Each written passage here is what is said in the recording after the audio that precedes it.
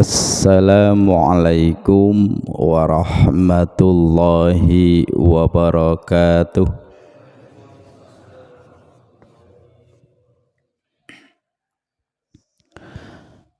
Alhamdulillahilladzi arsala rasulahu bil huda wa dinil haqq liyudhhirahu 'alad dini kullih wa kafa billahi syahida.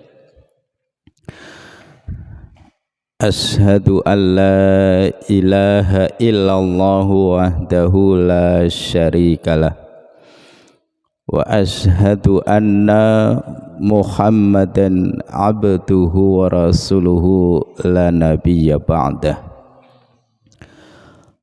Allahumma salli wa sallim ala nabiyyina wa maulana Muhammad wa ala alihi wa ashabihi wa barik wa sallim tasliman katsira.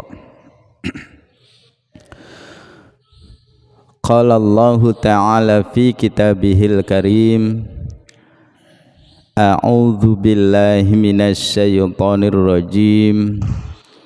Bismillahirrahmanirrahim. Ya ayyuhalladzina amanu taqullaha haqqa tuqatihi wa la tamutunna illa wa antum muslimun. Wa qala ta'ala ya ayyuhalladzina amanu taqullaha wa qulu qawlan sadida yuslih lakum a'malakum wa yaghfir lakum dhunubakum wa may yuti'illaha wa rasulahu faqad faza fawzan 'azima. Shadaqallahul 'azim. Amma ba'd. Para sepuh bini sepuh, para bapak ibu, jamaah salat subuh di Masjid Baitul Arqam, pimpinan ranting Muhammadiyah Grinting yang saya hormati dan saya doakan Bapak dan Ibu mudah-mudahan dalam keadaan sehat walafiat. Karena saat ini di cuaca yang tidak menentu, banyak di antara Bapak dan Ibu yang secara tiba-tiba kena batuk, kena flu dan lain-lain ya. Karena kalau menurut kebiasaan yang sudah-sudah itu, kalau bulan Agustus lagi puncaknya musim kemarau nggih Pak. Tapi untuk beberapa tahun terakhir memang Allah berkehendak tidak seperti yang biasanya gitu ya. Begitupun di bulan Agustus ini kelihatannya Allah banyak memberikan teguran untuk kita semua. Yang pertama, kejadian gempa persis pada tanggal 17 Agustus kemarin, yaitu di Kupang, Nusa Tenggara Timur. Saat banyak di antara mereka yang tengah melaksanakan ibadah bagi mereka ya, kemudian terjadi gempa pada pukul 10 lewat sekian menit. Lalu kemarin itu gempa terjadi di Bekasi, Karawang, sampai ke Bogor ya. 4,9 magnitudo. Dan terjadi banjir juga di mana-mana. Ya. Jadi Bapak Ibu, kita diingatkan oleh Allah untuk ya makin bertakwa kepada Allah Subhanahu wa Ta'ala. Sholawat dan salam mari kita sampaikan kepada junjungan kita baginda Rasul Muhammad sallallahu alaihi wasallam. Bapak Ibu jamaah rahimakumullah, hadani Allah wa iyyakum. Pada kesempatan pagi hari ini alhamdulillah suasana cukup tenang Bapak Ibu ya. Insya Allah saya ingin menyampaikan satu tema ya. Temanya adalah mengenal 4 imam madhab ya. Bapak Ibu pernah mengenal kata madhab gitu ya, madhab gitu. Nah, saya pada kesempatan pagi hari ini ingin mencoba menyampaikan kepada Bapak Ibu semua perihal tentang imam madhab itu sendiri. Berawal dari ketika saya membaca buku Bapak Ibu, bukunya kecil tipis ya. Saya tidak dapat beli, tapi saya ada yang memberi buku ini. Buku ini adalah dengan judul Menuju Muhammadiyah, judul bukunya. Lalu ditulis oleh salah satu pimpinan pusat Muhammadiyah. Beliau adalah Pak A.R. Fakhrudin. Siapa Pak A.R. Fakhrudin? Ya. A.R. Fakhrudin itu adalah Abdur Razak Fakhrudin. Ayah beliau bernama Fakhrudin. Jadi Abdur Razak Fakhrudin, disingkat Pak A.R. Fakhrudin. Itu udah yang dikenal. Jadi orang mengenal itu lebih kepada A.R. Fakhrudin, bukan Abdur Razak gitu ya. Padahal A.R. itu adalah singkatan dari Abdur Razak. Beliau pernah memimpin Muhammadiyah pada tahun 1968 sampai 1990. 22 tahun Pak A.R. Fakhrudin memimpin Muhammadiyah. Dan ini dikenal ketua pimpinan pusat Muhammadiyah yang paling lama. Karena 22 tahun, itu paling lama. Ya. Dan salah satu di antara karya beliau adalah buku yang saya pegang ini. Dan buku ini dicetak pada tahun 1984, cetakan pertama, dan dikembangkan oleh Majelis Tabligh Pimpinan Pusat Muhammadiyah. Nah, di dalam buku ini Bapak Ibu, di antaranya beliau mengenalkan tentang imam-imam yang 4 yang biasa kita kenal dengan imam madhab ya. Imam-imam yang madhab itu atau bisa juga dinamakan dengan pendiri madhab ya. Yang pertama adalah Imam Abu Hanifah. Ini urutannya Bapak Ibu, karena kadang-kadang orang menyampaikan imam madhab itu pencolot-pencolot ya. Nah, urutannya yang pertama adalah Imam Abu Hanifah. Lalu yang kedua Imam Maliki. Yang ketiga Imam Syafi'i. Dan yang keempat Imam Ahmad Ibnu Hambal, atau yang biasa juga dikenal dengan madhab Hambali. Bukan madhab Ahmadi, bukan, tapi madhab Hambali.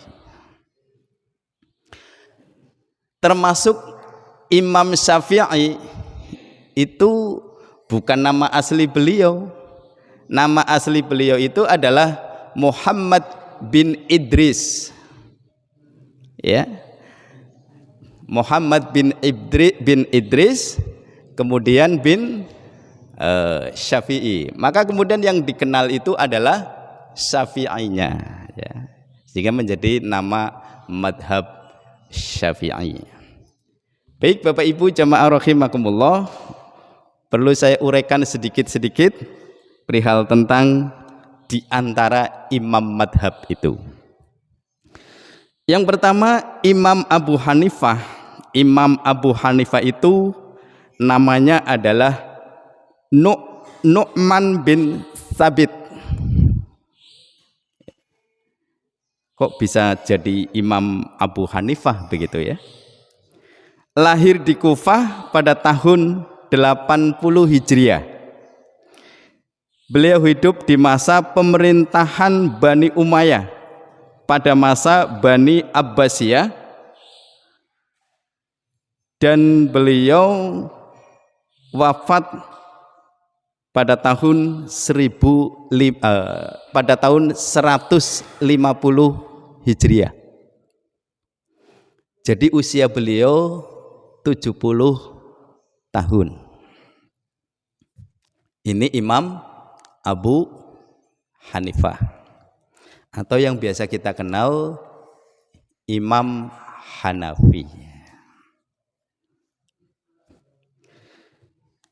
Bapak Ibu,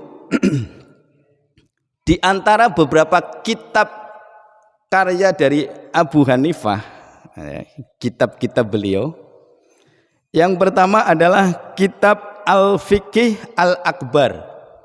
Kita nggak tahu kitabnya kayak apa nggih Bapak Ibu. Yang kedua kitab Ar-Risalah.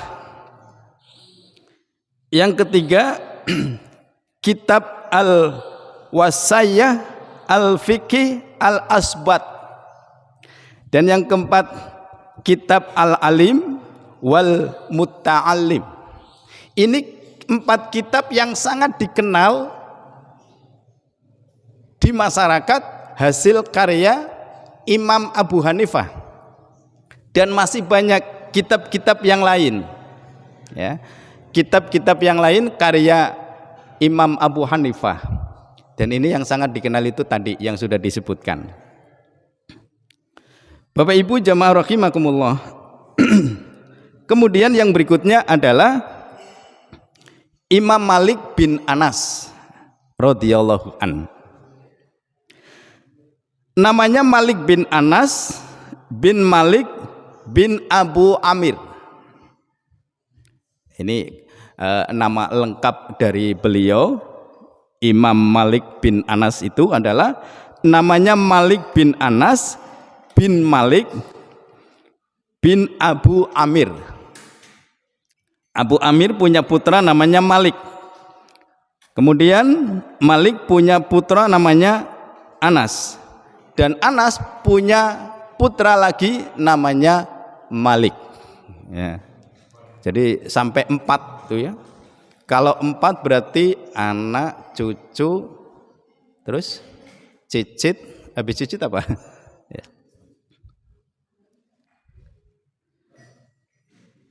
Abu Amir itu sendiri adalah sahabat Rasulullah. Jadi nyambung. Jadi Abu Amir itu adalah sahabatnya Rasulullah yang kemudian punya putra namanya Malik, lalu punya putra namanya Anas, Anas punya putra namanya Malik. Ya. Itulah Imam Malik bin Anas. Beliau lahir di Madinah. Jadi Imam Malik itu lahirnya di Madinah pada tahun 93 Hijriah. Beliau adalah ahli hadis. Beliau wafat pada tahun 179 Hijriah. Usia beliau adalah 86 tahun. Ini usia Imam Malik sampai 86 tahun. Kalau Imam Abu Hanifah itu 70 tahun. Nah, Bapak Ibu jamaah rahimakumullah, lalu kitab karya Imam Malik. Nah, kitabnya juga banyak. Tapi yang sangat dikenal dan masyhur itu kitabnya namanya Kitab Al-Muwatta, ya. Kitab karangan Imam Malik yang sangat masyhur, yang sangat dikenal itu adalah Kitab Al-Muwatta. Kitab Al-Muwatta ini adalah kitab hadis dan fikih tertua, ya, kitab hadis dan fikih tertua yang disusun pada abad kedua Hijriah. Kumpulan hadis Nabi Muhammad SAW serta pendapat dan amalan para sahabat, para tabi'in yang berkaitan dengan hukum-hukum Islam. Dalam kitab Al-Muwatta berisi 1720 hadis. Jadi Al-Muwatta ini adalah salah satu di antara kitab karya Imam Malik yang sangat dikenal, dan kitab Al-Muwatta ini juga yang dipelajari oleh Al-Imam Asy-Syafi'i. Nah, Bapak Ibu jamaah rahimakumullah, yang ketiga yaitu Imam Syafi'i radhiyallahu an. Nama beliau adalah Muhammad bin Idris, ya. Muhammad bin Idris bin Abbas bin Utsman bin Syafi'i. Berarti berapa ini ya? Syafi'i, Utsman, Abbas, Idris, sampai ke Imam Syafi'i yang dimaksud 5. Berarti 5 ini malah yang ditarik untuk nama yang dikenal. Padahal nama beliau itu aslinya Muhammad bin Idris. Muhammad punya bapak namanya Idris, Muhammad bin Idris. Sampai kemudian Syafi'i itu yang kelimanya, itu bisa ditarik, yang dikenal itu justru adalah Syafi'inya itu ya. Biasa disebut juga dengan Abu Abdullah. Itu sudah menjadi gelar. Beliau lahir di Palestina. Jadi Imam Syafi'i, Bapak Ibu, itu lahirnya di Palestina yang saat ini masih kondisinya luar biasa menderita akibat serangan dari Israel, ya, terutama di Gaza. Nah, beliau meninggal di Mesir. Maka umur beliau, Bapak Ibu, ya, karena beliau itu lahir pada tahun 150 Hijriah dan wafatnya tahun 204 Hijriah.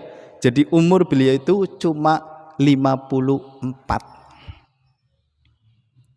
Masih muda ya, Pak? 54. Memang banyak ulama-ulama yang umurnya itu mencapai 70, 80, ya. Tapi banyak pula ulama-ulama yang umurnya itu tidak sampai 70 apalagi 80. Imam Syafi'i, ulama yang sangat dikenal sekali, itu saja umurnya cuma 54. Tapi karya-karya beliau, dakwah beliau dalam persoalan Islam itu luar biasa, sampai ke seantero jagat. Siapa orang yang tidak kenal dengan Imam Syafi'i? Terutama di negara-negara Asia Tenggara, termasuk Indonesia. Luar biasa Bapak Ibu, ya. Imam Syafi'i. Bapak Ibu, ketahuilah bahwa Kiai Haji Ahmad Dahlan, pendiri Muhammadiyah dan penggerak pendidikan di Indonesia, itu saja usianya 53 tahun. Pak Kiai Haji Ahmad Dahlan itu umurnya 53 tahun. Tapi jasa beliau terhadap bangsa Indonesia itu sangat luar biasa. Saya kenalkan lagi Bapak Ibu, Jenderal Sudirman. Itu umurnya berapa? 34. Jenderal Sudirman umurnya 34 tahun. Wong lahir 1916, meninggal 1950. Jadi umur beliau itu 34 tahun. Tapi jasa beliau terhadap negara Indonesia luar biasa. Dan beliau adalah aktivis Muhammadiyah, aktivis kepanduan Hizbul Waton. Jadi Bapak Ibu harus bangga punya kader seperti beliau, Jenderal Sudirman. Bapak Ibu jamaah rahimakumullah, hadani Allah wa iyyakum. Kalau Pak A.R. Fakhrudin itu umurnya 79. Pengarang buku ini itu umurnya 79. Baik Bapak Ibu jamaah rahimakumullah, hadani Allah wa iyyakum. Saya ingin sedikit menyampaikan bahwa Imam Syafi'i itu ketika lahir dalam keadaan yatim, ya. Jadi biasanya orang-orang itu kalau dewasanya mau jadi orang hebat itu memang sudah ditempa dari semenjak kecil, bahkan ketika lahir beliau dalam keadaan yatim. Seperti halnya dengan Rasul kita, itu juga lahir dalam keadaan yatim. Bapak Ibu, kalau tadi untuk Imam Abu Hanifah, Imam Malik hanya sepintas kilas. Nah, ini khusus untuk Imam Syafi'i Bapak Ibu, saya sedikit menjabarkan, ya. Beliau dalam usia 7 tahun sudah bisa menghafal Al-Qur'an.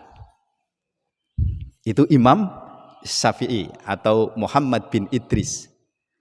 7 tahun sudah bisa menghafal Al-Qur'an. Kira-kira gimana Pak? 7 tahun. Saya sudah 50 tahun. Panjenengan sudah 60 tahunan. Sudah berapa surat yang dihafal? Wislah sing penting tanggo ngimami anak modalnya ya Pak. Tapi beliau itu sudah menghafal Al-Qur'an 30 juz pada usia 7 tahun. Pada usia 10 tahun beliau menghafal kitab Al-Muwatta, kitabnya Imam Malik. Ya, karena Imam Malik itu sendiri adalah gurunya Imam Syafi'i. Jadi ternyata imam-imam madhab itu sendiri Bapak Ibu itu pernah berguru kepada madhab sebelumnya. Ya, Imam Syafi'i pernah berguru kepada Imam Malik, sekalipun berbeda pendapatnya, tapi mereka itu saling mengedepankan toleransinya. Atau sekalipun guru dengan murid tidak mesti harus sama, bisa jadi berbeda. Contohnya Imam Malik dengan Imam Syafi'i. Dan Imam Syafi'i pada usia 10 tahun sudah menghafal kitab Al-Muwatta, kitab yang sangat dikenal bagi di masa atau pada madhabnya Imam Malik. Kemudian Bapak Ibu, Imam Syafi'i belajar kepada Imam Malik itu selama 9 tahun. Jamaah rahimakumullah, hadani Allah wa iyyakum. Ketika Imam Abu Hanifah, imam madhab yang pertama, meninggal dunia pada tahun 150 Hijriah, maka di tahun itu pula Imam Syafi'i lahir. Jadi seakan-akan imam pentolan udah meninggal dunia, tergantikan dan muncul Imam Syafi'i. Ya. Nah Bapak Ibu jamaah rahimakumullah, hadani Allah wa iyyakum.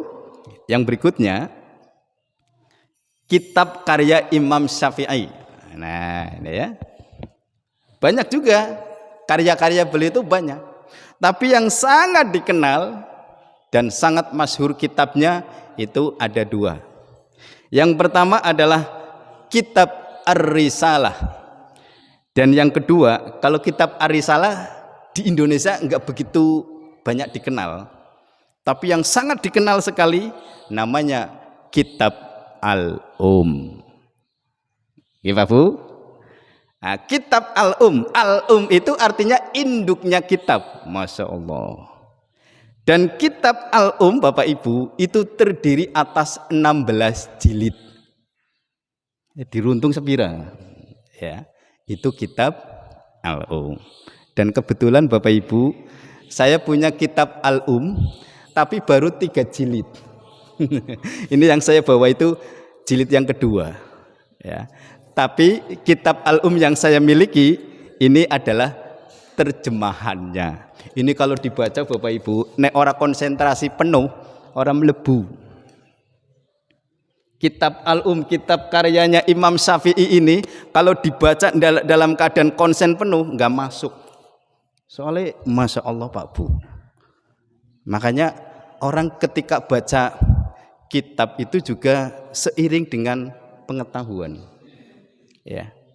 Dan mohon maaf, saya memiliki kitab Al-Um Bapak Ibu. Saya cari di toko kitab di Tegal, berapa toko kitab itu bilang ndak ada. Ya. Kalau mau Bapak inden, walah pan kayak tuku motor, inden. Inden itu artinya pesan dulu 1 bulan. Begitu 1 bulan saya telepon lagi, belum dapat Pak, belum ada. 2 bulan belum ada, 3 bulan ya wis langka. Memang kitab-kitab ini udah susah Pak dicari, ya. Kalau toh ada juga harganya sampai jutaan. Jadi ustadz-ustadz juga modalnya gede loh Pak. Ya, modalnya gede. Nah, alhamdulillah saya memiliki 3 jilid kitab Al-Um sekedar untuk pengetahuan saja. Ini dapat hadiah dari guru saya, Pak Kiai Haji Munawir Tamjid. Karena beliau itu pakainya kitab kuningnya, terjemahnya diberikan kepada saya. Ini Pak Bu ya. Saya satu ketika bersilaturahim di rumah beliau, saya lihat kitabnya itu kalau diukur sampai 10 meter. Pak Kiai, kalau nggolet kitab Al-Um kok nggak dapat-dapat. Wow, kamu kepengen ya? Ji Pak. Cari nih buat kamu. Alhamdulillah. Ini Bapak Ibu ya. Nah, kemudian yang berikutnya, yang keempat adalah Imam Ahmad Ibnu Hambal. Ya. Nama beliau adalah Ahmad bin Muhammad Asy-Syaibani. Nama beliau adalah Ahmad bin Muhammad Asy-Syaibani bin Hambal. Lahir di Baghdad. Bu, Baghdad ngerti Bu? Baghdad. Baghdad itu Irak. Lahir di Baghdad, Irak. Ibu kotanya Irak itu Baghdad. Itu kelahiran Imam Ahmad bin Hambal. Lahir pada tahun 164 Hijriah pada pemerintahan Bani Abbas atau Abbasiyah dan wafat pada tahun 241. Umur beliau 77 tahun. Karya-karya beliau juga banyak sekali Bapak Ibu. Yang pertama kitab Al-Musnad, kitab yang sangat menakjubkan. Dan kitab Al-Musnad ini berisi 27.000 hadis. Priben kowe nulisnya ya Pak? 27.000 hadis. Itu kitab Al-Musnad karya Imam Ahmad bin Hambal. Lalu kitab Al-Zuhdi. kitab Al-Faraid, Al-Mansuh, kitab Al-Iman, kitab Al-Asyribah, dan masih banyak yang lain. Masya Allah Bapak Ibu, keempat imam madhab ini luar biasa. Seakan-akan Allah sudah menghadirkan setelah Rasulullah, para sahabat, tabi'in, termasuk di dalamnya adalah para imam yang empat itu. Nah Bapak Ibu jamaah rahimakumullah hadani Allah wa yakum. Yang berikutnya yang tidak kalah penting untuk kita simak Bapak Ibu, yang tidak kalah penting untuk disimak, makalah dari para imam-imam madhab. Kenapa Pak A.R. Fakhruddin menulis perihal tentang ini? Karena dimaksud supaya umat Islam secara keumuman dan khususnya warga Muhammadiyah itu memahami betul, makanya ini tak sampaikan kepada panjenengan, bahwa ternyata makalah beliau, atau kalau dalam bahasa sekarang pernyataan beliau, ya, itu menunjukkan sifat ketawaduan mereka, ya, dan memberikan pengetahuan kepada kita bahwa pendapat imam madhab kalau kemudian tidak bersesuaian dengan hadis-hadis Rasulullah, apalagi dengan Al-Quran, maka mereka mengatakan untuk ditinggalkan. Bapak Ibu, saya bacakan dulu, ya. Yang pertama dari Imam Abu Hanifah, itu ada sekitar 5 makalah beliau, kata mutiara beliau, kalimat-kalimat yang penting untuk menjadi pengetahuan bagi umat. Tapi yang 5 itu saya baca 2 saja Bapak Ibu. Yang pertama, beliau mengatakan begini: idza shahhal hadisu fahuwa madhabi. Apabila hadis itu sahih, maka itulah madhabku. Ya. Ini Imam Abu Hanifah sudah jauh-jauh hari mengatakan idza shahhal hadisu fahuwa madhabi.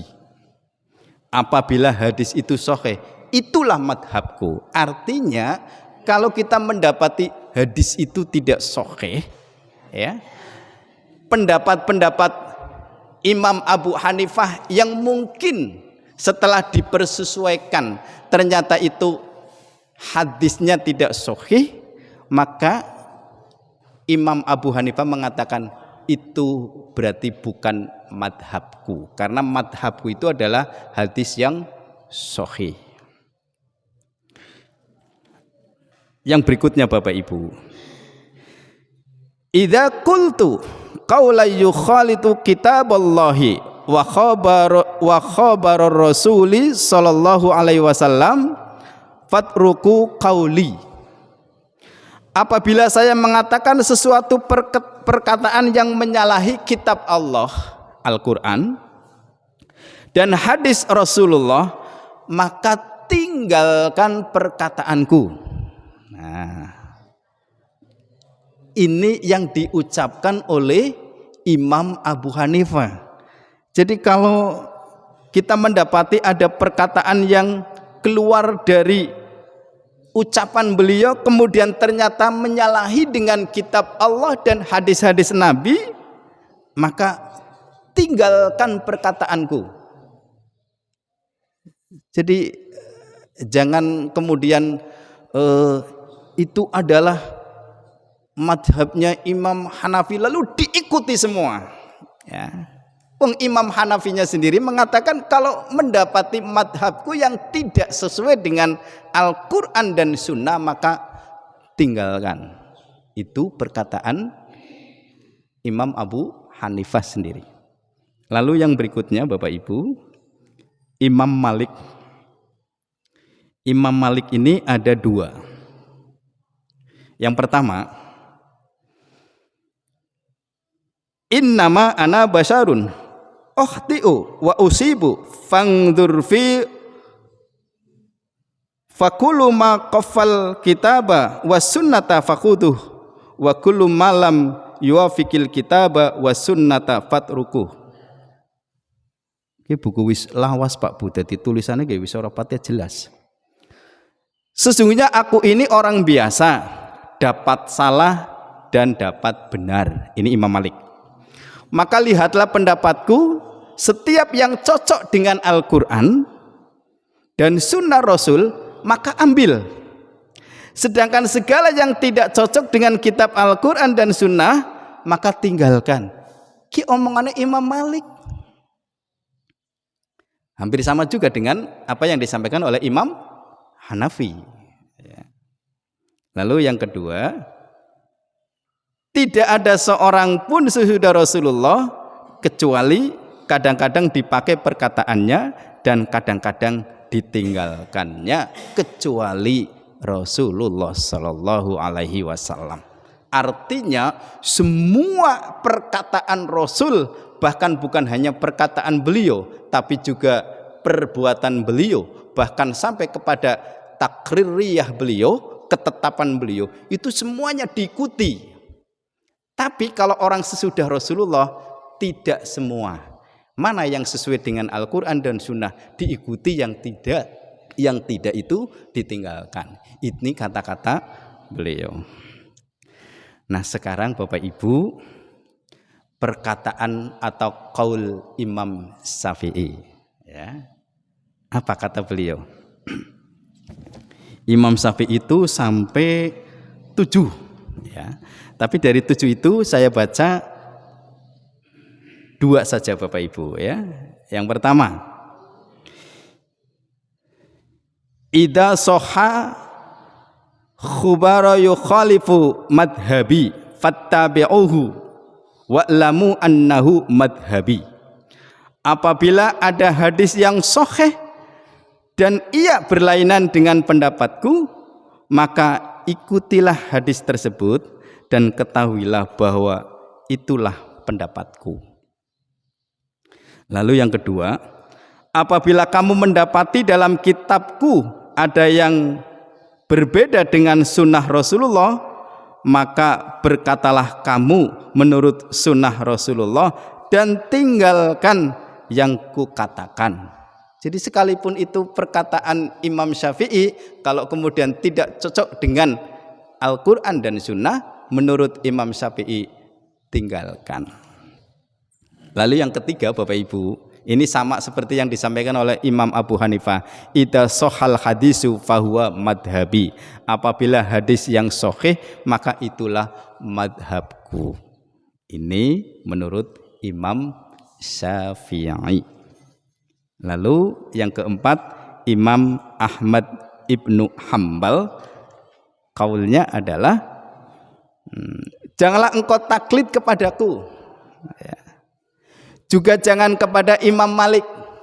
Wah, ini Imam Ahmad bin Hambal itu sampai berani mengatakan janganlah engkau taklid. Taklid itu apa Bapak Ibu? Mengikuti sesuatu yang tidak tahu dasar hukumnya. Wis pokoknya wong ke ucapane ulama ya wis bener bu salah wis pokoknya diikuti. Itu namanya taklid. Ya, atau taklid buta, ya. Jangan engkau taklid kepadaku, kata Imam Ahmad bin Hambal. Juga jangan kepada Imam Malik, Imam Syafi'i, Imam Auzi, dan juga jangan taklid kepada Imam Sturi. Tetapi ambillah seperti dari mana para imam itu mengambil. Ini diantara perkataan dari Imam Ahmad bin Hambal. Bapak Ibu jamaah rahimakumullah, hadani Allah wa iyyakum.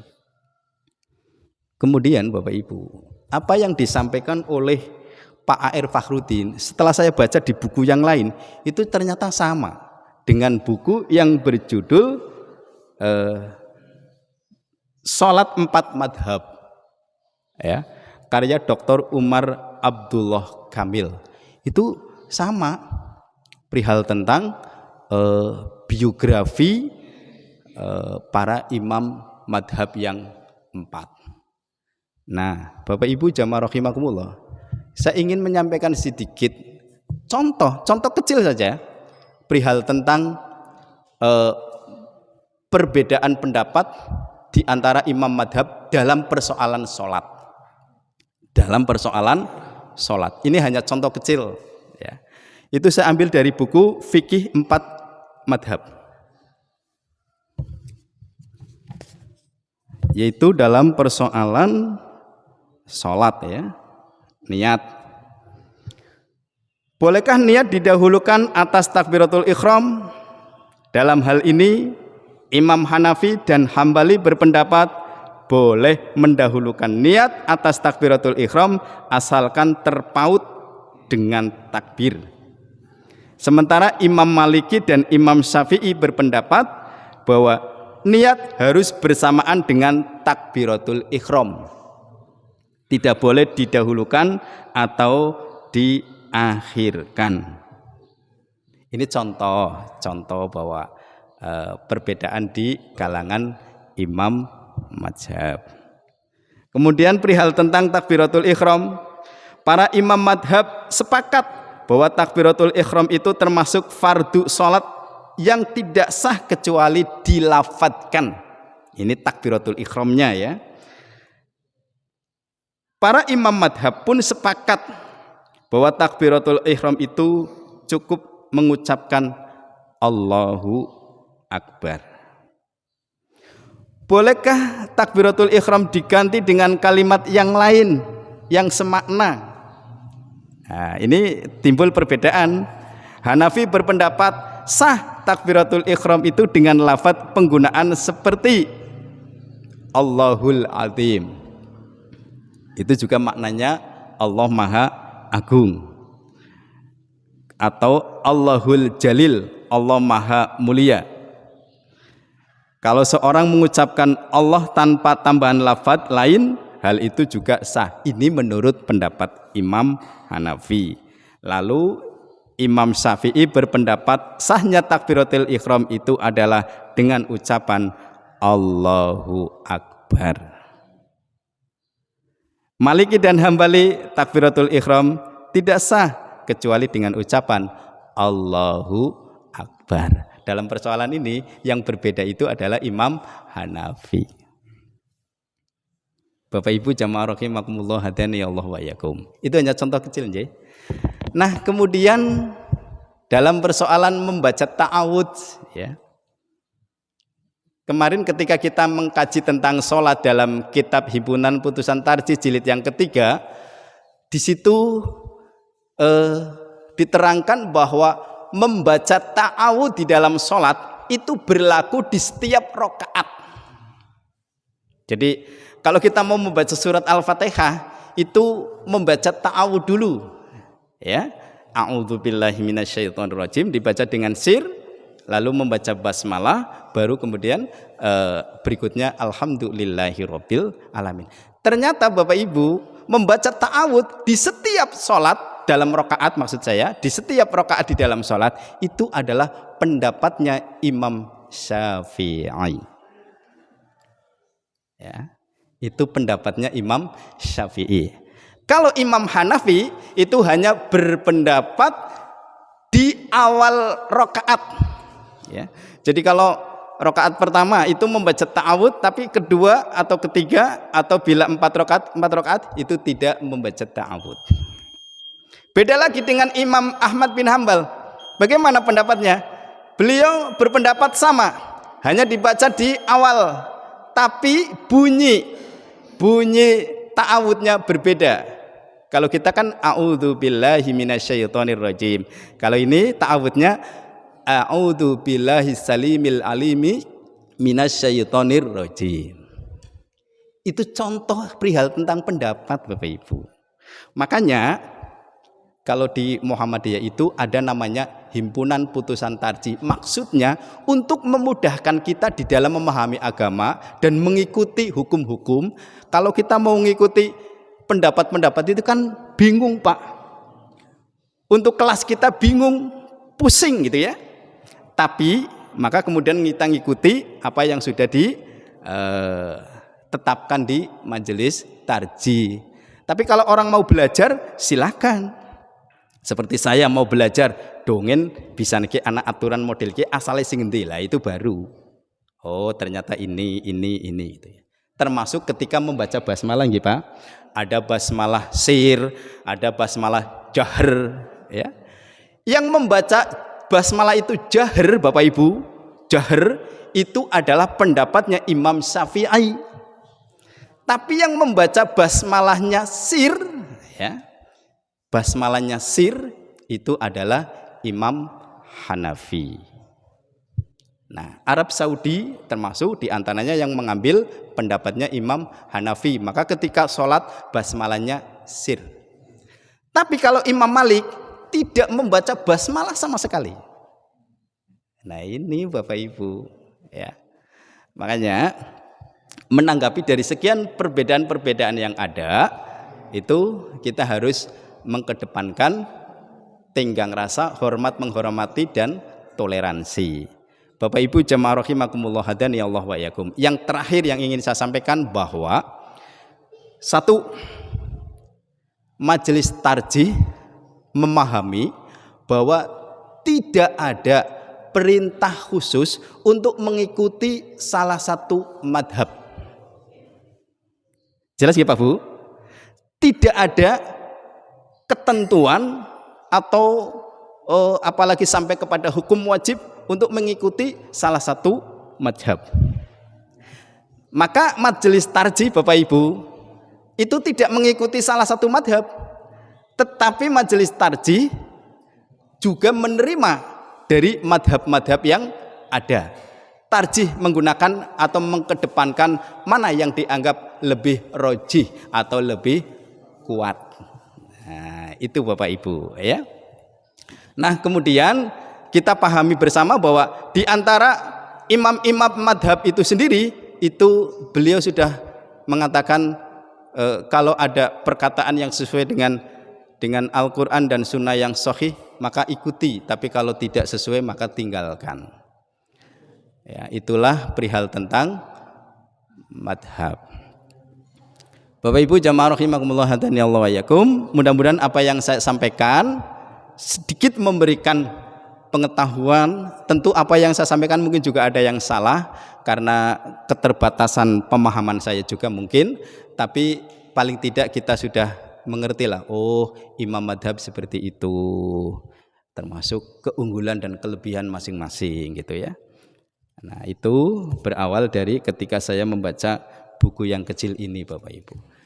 Demikian, mudah-mudahan manfaat. Mari kita akhiri kajian pagi hari ini seraya dengan membaca subhanakallahumma rabbana wa bihamdika asyhadu alla ilaha illa anta astaghfiruka wa atubu ilaik. Nasrum minallah wa fathun qarib. Wassalamualaikum warahmatullahi wabarakatuh.